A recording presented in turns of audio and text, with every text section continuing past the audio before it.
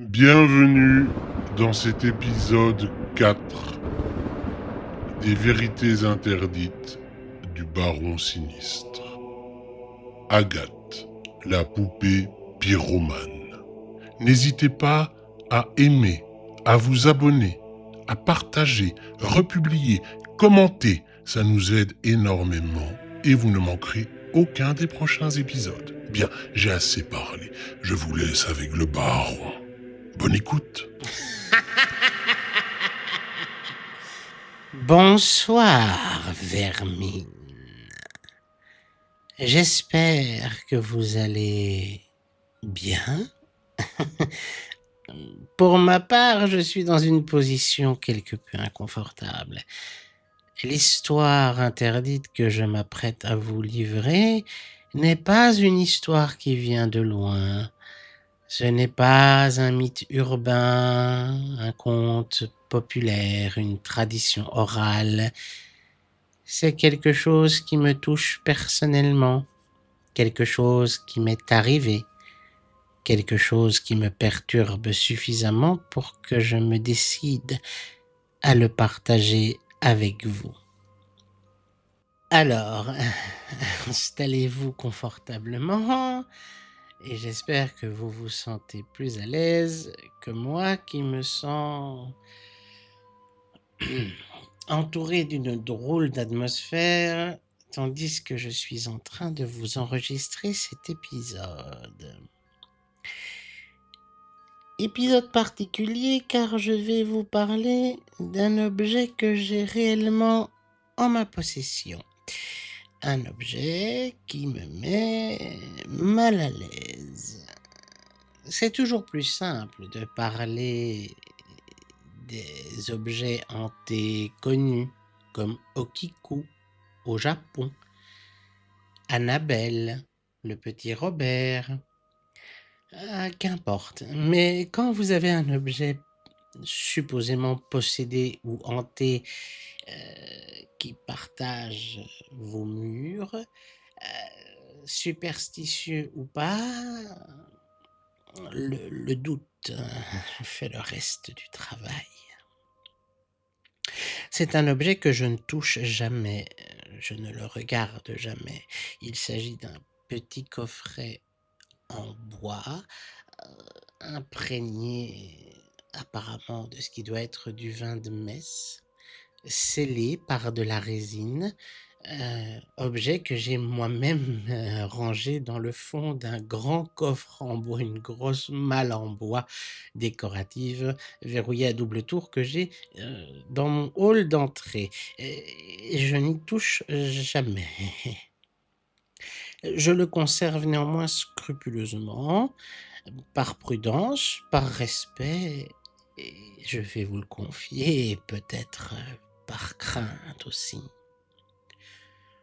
Si je l'ai ouvert, jamais. Je n'ai jamais vraiment osé percer son secret. Parce que si ce qu'on m'a raconté est vrai, et si ce petit coffre en bois insignifiant renferme réellement ce qu'on prétend qu'il renferme, eh bien, je préfère le laisser enfermer. Bien, assez tergiversé, laissez-moi vous raconter l'histoire de Agathe, la poupée pyromane. Il y a quelques années de cela, j'avais fait paraître sur Facebook une annonce qui peut sembler étrange, je vous le confesse. J'avais pour idée d'étudier des objets qui mettaient les gens mal à l'aise. J'ai pensé que ça m'aiderait à trouver l'inspiration pour mon projet et aussi pour mes romans fantastiques et horrifiques. J'en ai reçu très peu de réponses à ce genre d'annonce. On a dû me prendre pour un illuminé. On m'a confié cependant 2 objets. Le premier était dérangeant, mais conventionnel. On m'a donné un livre édité aux éditions du Camion Noir, C'était les mémoires d'un tueur en série américain, dont je ne me souviens plus du nom, Gérard Schaeffer. Et ce livre est infect parce que on sent la réalité de ce qui est raconté. Ça n'a rien de romanesque ni d'horrifique, c'est juste vrai. Donc au bout de 20 pages, j'ai arrêté la lecture. Je ne jette pas ce bouquin parce que c'est une œuvre littéraire et je ne le donne ni le vends à personne parce que je n'ai pas envie de faire la promotion d'un tueur en série et surtout par respect pour ce qu'il décrit parce que ce qui est écrit dedans, c'est ce qu'il a fait à ses victimes. Donc, ce bouquin, je l'ai. Dans ma malle en bois aussi, j'y touche pas, mais bon, ce n'est qu'un bouquin, c'est son contenu qui me dérange, juste parce que ce sont les écrits d'un esprit malade et les perversités qu'il a commises. Et puis un jour me vient un message plus étonnant d'une femme dont, bien entendu, je tairai le nom, du nord de la France. Et elle a voulu venir à ma rencontre. J'ai proposé de me rendre chez elle. Elle a dit qu'elle préférait ne pas dire de quelle ville elle venait. On s'est donné rendez-vous dans un bar près de mon domicile. Et c'est là qu'elle m'a remis ce tout petit coffre insignifiant en apparence. Il fait quoi? Il fait 15 centimètres. Et qu'elle m'a raconté son histoire. Elle m'a dit qu'elle ne savait plus quoi faire, qu'elle en avait hérité 2 ans plus tôt, qu'elle ne pouvait pas le jeter, qu'elle ne pouvait pas le garder, car ça lui faisait trop peur et qu'elle ne pouvait pas le vendre, car les conséquences seraient terribles. Ce petit coffret en bois contenait à l'intérieur une poupée ayant appartenu à sa défunte tante. Elle me l'a donc confiée en main propre et je peux vous assurer que dès qu'elle est entrée dans ma maison, après que j'eus pris connaissance de son histoire supposée, quelque chose a changé. Bien que le coffret ne payait pas de mine, il était teinté d'une couleur étrange entre le violet et le pourpre, pas peint, pas verni, plutôt imbibé. Et ça, c'est parce qu'elle m'a dit que la boîte avait été plongée dans du vin de messe béni pendant 48 heures, qu'un prêtre lui-même avait procédé à un rituel sur la poupée afin de contenir ce que elle-même contenait. Je vous raconte pas l'ambiance.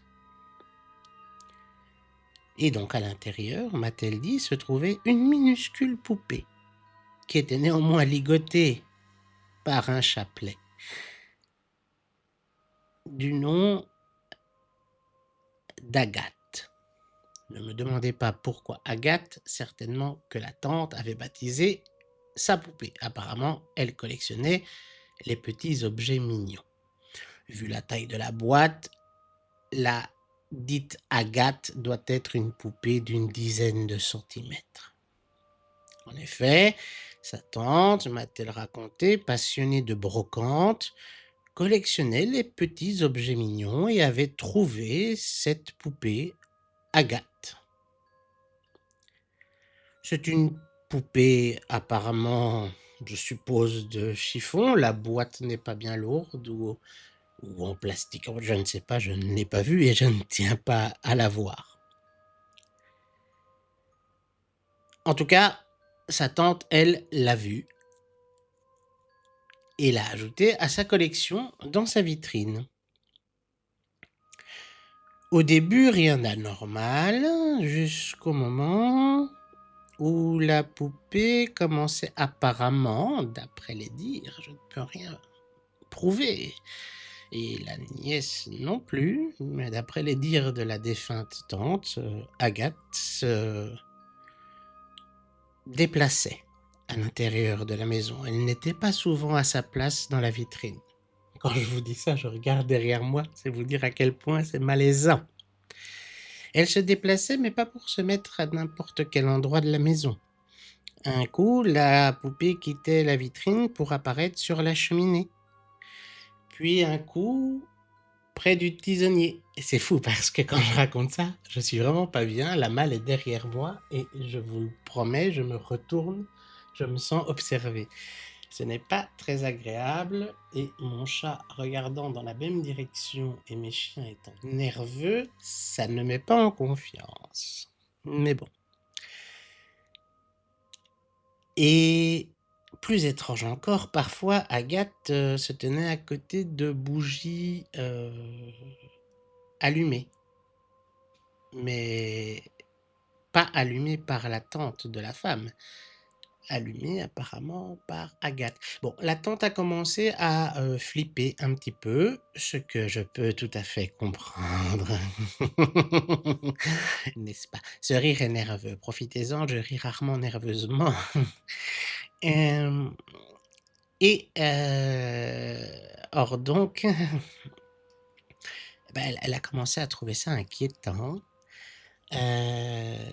parce que je ne sais pas si c'est vrai, je ne sais pas si c'est faux. Parfois, moi, j'ai l'impression d'avoir ce ressenti, mais on sait ce que la psychologie peut faire, hein, donc je me méfie des tours que peuvent me jouer mes sens, hein. Par exemple, je vous le dis, depuis depuis que je parle, je me sens rudement observé, pourtant je sais qu'elle est dans son coffret, enfermée dans une boîte au fond de ma grande malle, donc elle aurait du mal à m'observer, et moi je ne sais même pas à quoi elle ressemble. Mais en attendant, la tante sentait une odeur de suie, une odeur de brûlé.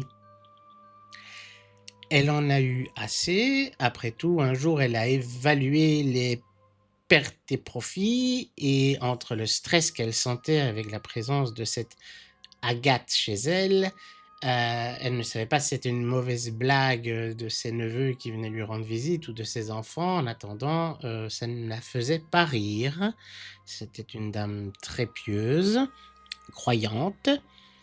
Elle a décidé de jeter Agathe à la poubelle. Elle s'est dit, foutu pour foutu, fous-moi le camp. Bon.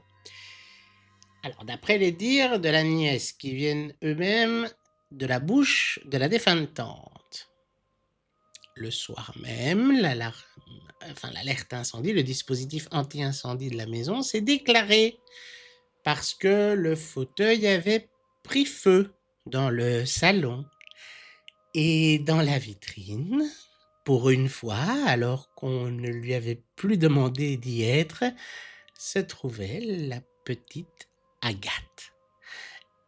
La peur est passée à un autre stade chez cette femme. La peur s'est convertie en terreur. La tante a été consulter une médium. J'ai pas très bien compris ce que la nièce m'a raconté. Je pense que c'était une femme du Moyen-Orient. Enfin, j'ai pas bien compris l'histoire. En attendant, cette médium a parlé à la tante d'une entité. Apparemment, un démon du feu aurait élu domicile dans cette minuscule poupée. Quelque chose de très malfaisant. Elle lui a dit d'aller voir un imam et l'a chassé de son cabinet, de sa caravane, j'en sais rien, j'étais pas là, je sais pas où elle a consulté. Bon, alors ça c'est les paradoxes français de villages ou de villes ou je ne sais pas quoi, en tout cas dans le nord de la France. On va voir un imam, mais bon, la tante a été voir un curé. Elle va voir donc un prêtre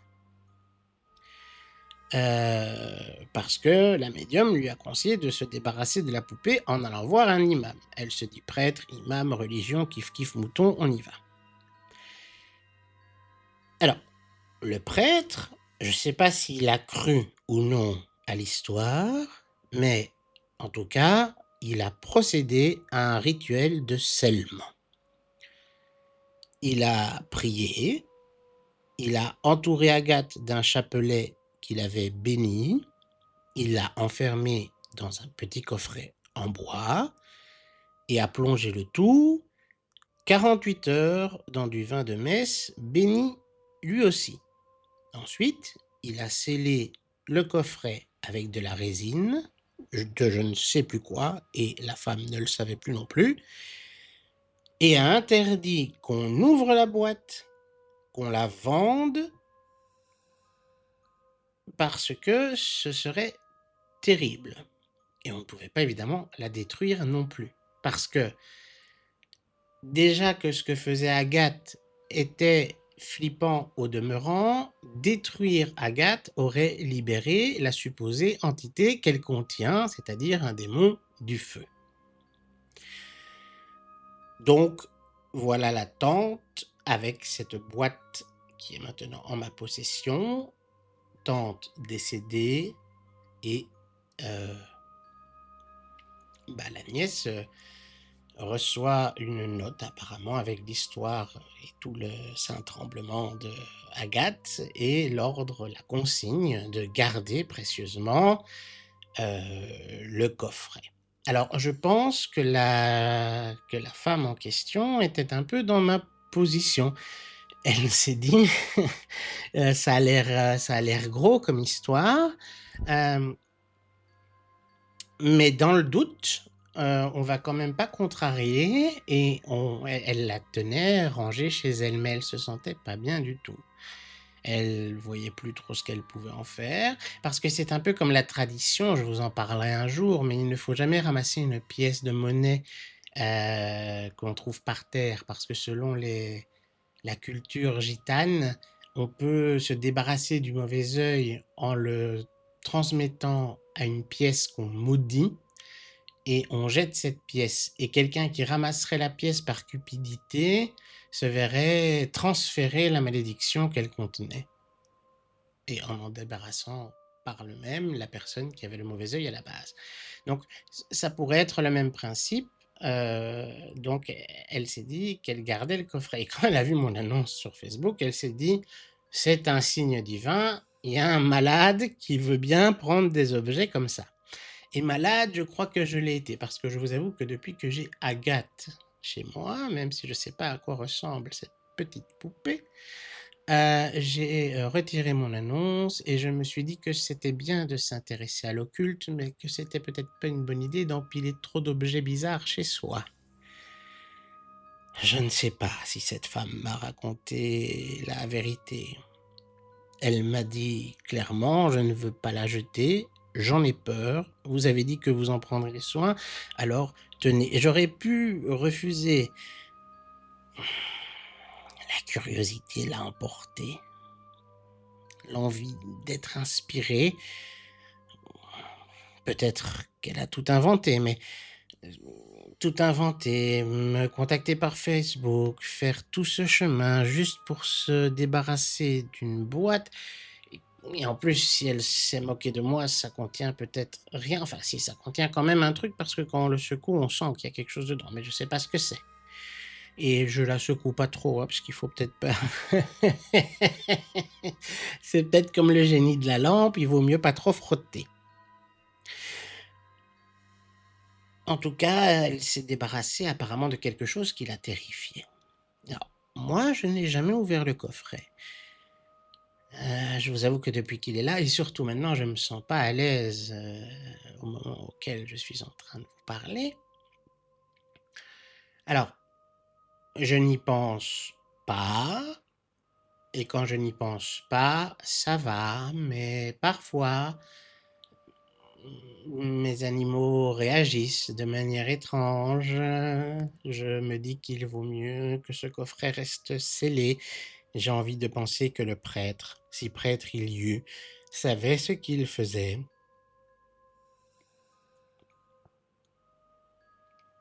Alors, c'est peut-être mon imagination, mais il m'arrive évidemment de repenser à cette histoire. Quand je repense à cette histoire, je sens une odeur de suie, de soufre, de brûlé. Certainement l'imaginaire qui travaille mon sens olfactif, mais en tout cas, il y a quelque chose dans cette boîte qui dérange. Quelque chose d'ancien. Quelque chose certainement qui ne veut pas qu'on l'oublie. Et peut-être, malheureusement, si tout ce qu'on a dit sur elle est vrai, Agathe porte en elle quelque chose qui aimerait bien en sortir. En tout cas, Agathe est toujours là. Je la garde, je la respecte, je la laisse bien enfermée dans son coffret de bois, teinté de violet. Je ne l'ouvre pas, je ne compte pas l'ouvrir, je ne compte pas la vendre, je ne compte pas la jeter. Mais j'aimerais bien ne plus la garder. Elle est toujours là, endormie peut-être, mais là. Et vous, mortels, qu'en pensez-vous? Auriez-vous eu le courage d'ouvrir cette boîte? Auriez-vous pris le risque de vérifier par vous-même si cette petite poupée était réellement possédée par un démon du feu? Ouh, ouh, ouh.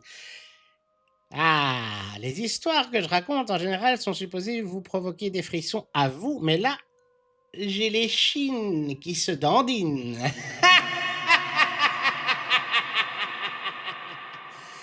À bientôt pour un prochain épisode. J'espère que celui-ci vous a plu. N'hésitez pas à me rejoindre, surtout sur Spotify, YouTube, c'est bien. À bientôt. Brrr, je me sens toute chose.